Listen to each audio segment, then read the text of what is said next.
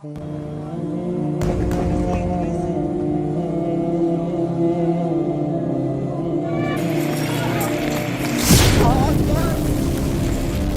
सिखाना चाहिए जैसे इजराइल सिखाया गाजा में।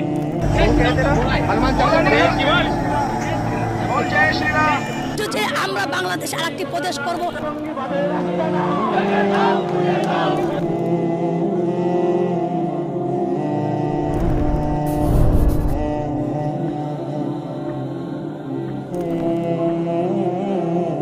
বাংলাদেশ দক্ষিণ এশিয়ার বুকে এক উদীয়মান শক্তি, এক শান্ত সবুজ ভূখণ্ড।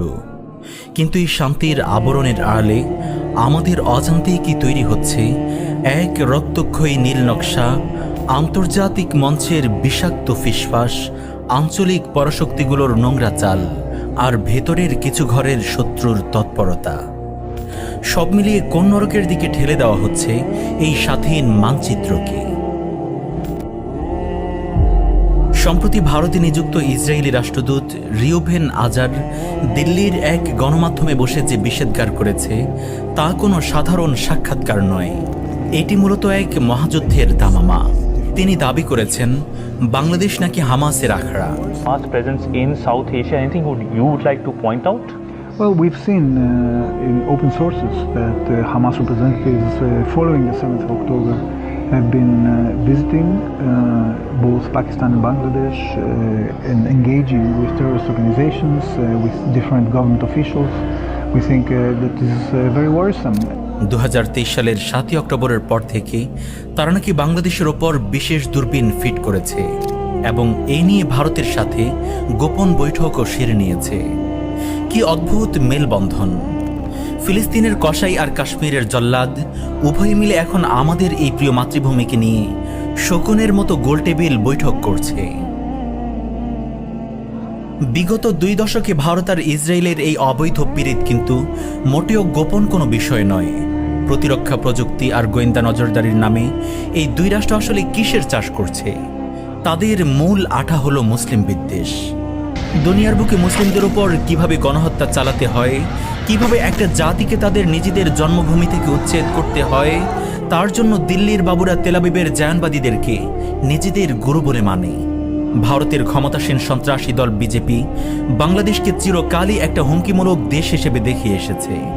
এজন্যই মালউন ইন্ডিয়া বাংলাদেশ এবং পাকিস্তানকে বৈশ্বিক চাপে ফেলতে বা কালার করতে অভিশপ্ত ইয়াহুদিদের দিয়ে এই বক্তব্য দিয়েছে। আর তাদের কিছু উগ্র সন্ত্রাসী নেতা তো প্রকাশ্যেই হুমকি দিয়ে আসছে মুসলিম দমনের জন্য বাংলাদেশকে নাকি ইসরায়েলের মতো দ্বিতীয় ফিলিস্তিন বানাতে হবে।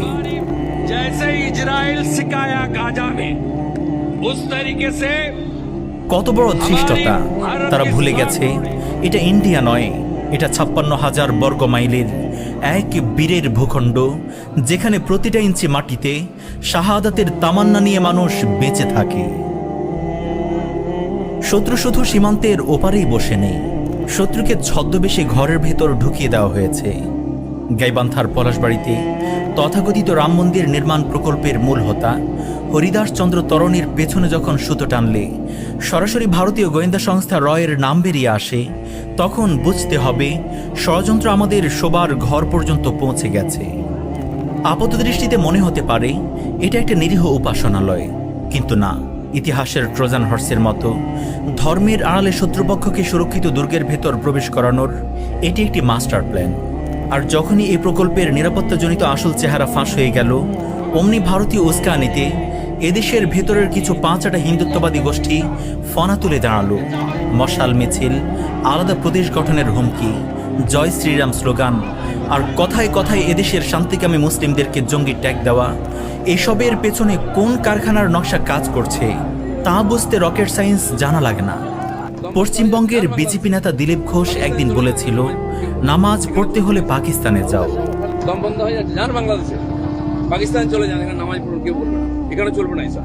আর আজ এদেশের নব্য মির্জাফর পলাশকান্তিতে একই সুরে হুঙ্কার ছাড়ে, সহ্য না হলে গাইবান্ধা ছেড়ে চলে যাও।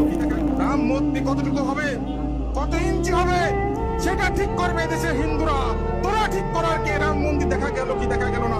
তোরা যদি রাম মন্দিরকে ভয় পাস, তোরা প্রয়োজনে পলাশ বাহিনী যাস না, তোরা প্রয়োজন বোধে গাইবান্ধা থেকে অন্য জেলায় চলে যা। রাম মন্দির প্রতিষ্ঠা হবে, এই বাংলাদেশে রাম মন্দির প্রতিষ্ঠা কেউ ঠেকাতে পারবে না। বাংলাদেশে এমন কোনো শক্তি নাই যে রাম মন্দির প্রতিষ্ঠা ঠেকায়। বাহ, একই সুর, একই লিরিক, একই গানের দল। দিলীপ ঘোষ কিংবা শুভেন্দু অধিকারীদের কোলে বসে যারা ছবি তোলে, তারা আসলে এই বাংলাদেশে ভারতের সেই ঘৃণার রাজনীতি আমদানি করতে চায়, যার মূল লক্ষ্য তথাকথিত অখণ্ড ভারত প্রতিষ্ঠা করা এবং এদেশের মুসলিম উম্মাহকে কোণ ঠাসা করা। দর্শক, চোখ খুলুন, চারপাশের ডটগুলো মেলাতে শিখুন। গাইবান্ধার এই রাম মন্দির কোনো বিচ্ছিন্ন ঘটনা নয়, এর পেছনে রয়েছে এক দানবীয় আন্তর্জাতিক ভূরাজনৈতিক চক্র। আমেরিকান এবং ইউরোপীয় রাজনীতি আজ কার ইশারায় চলে? ওয়াশিংটনের ক্ষমতা কার পকেটে বন্দী? উত্তর একটাই, জায়নীয় হেজেমনি বা বৈশ্বিক ইয়াহুদিবাদী শক্তি। আজ ভারত, ইসরায়েল এবং পশ্চিমা সাম্রাজ্যবাদ এই সমস্ত আঞ্চলিক ও আন্তর্জাতিক হায়েনারা সম্মিলিতভাবে টার্গেট করেছে আমাদের এই জন্মভূমিকে। রংপুর সীমান্তে ভারতের সামরিক মহড়া ও সেনা উপস্থিতি বৃদ্ধি, বাংলাদেশের সীমান্ত সংলগ্ন এলাকায় ইয়াহুদিদের সন্দেহজনক বসতি স্থাপন, আর পার্বত্য চট্টগ্রামে কুকিচিন বা বিভিন্ন উপজাতীয় সন্ত্রাসী গোষ্ঠীর হঠাৎ মাথাছাড়া দিয়ে ওঠা, সবই কিন্তু একই সুতোয় গাঁথা। ইসলাম ও মুসলিম উম্মাহর উপর চূড়ান্ত আগ্রাসন চালানোর জন্য তারা আন্তর্জাতিক মহলে বাংলাদেশকে একটি অস্থিতিশীল ও জঙ্গি রাষ্ট্র হিসেবে ব্র্যান্ডিং করতে চায়, যাতে পরবর্তীতে নিরাপত্তার অজুহাতে তারা এই দেশের সার্বভৌমত্ব গিলে খেতে পারে।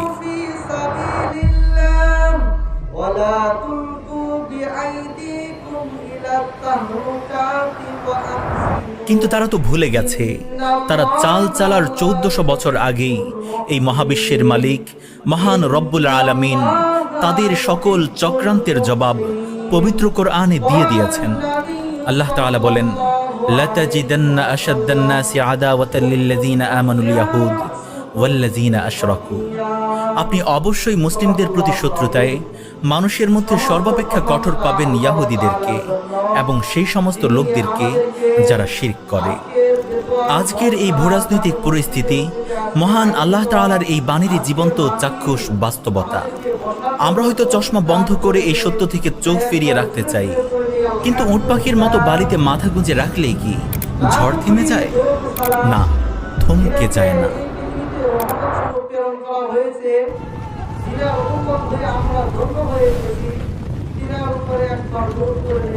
এই ভূখণ্ডের মুসলিমদের আজ এই কোরআনী বাস্তবতার মুখোমুখি দাঁড়াতেই হবে। কোনো আপোষ নয়, কোনো ভীরুতা নয়। উম্মাহ হিসেবে আমাদের আজ মানসিকভাবে, আদর্শিকভাবে এবং কৌশলগতভাবে প্রস্তুত হতে হবে গজওয়াতুল হিন্দের সেই মহিমান্বিত লড়াইয়ের জন্য। ষড়যন্ত্রের জাল যতই বড় হোক না কেন, আল্লাহর পরিকল্পনার চেয়ে বড় কোনো পরিকল্পনা হতে পারে না। ইতিহাস সাক্ষী, বাতিল শক্তি সাময়িকভাবে ফনা তুলতে পারে, কিন্তু দিন শেষে চূড়ান্ত বিজয় আর সফলতা কেবল মুমিনদের ভাগ্যেই লেখা রয়েছে।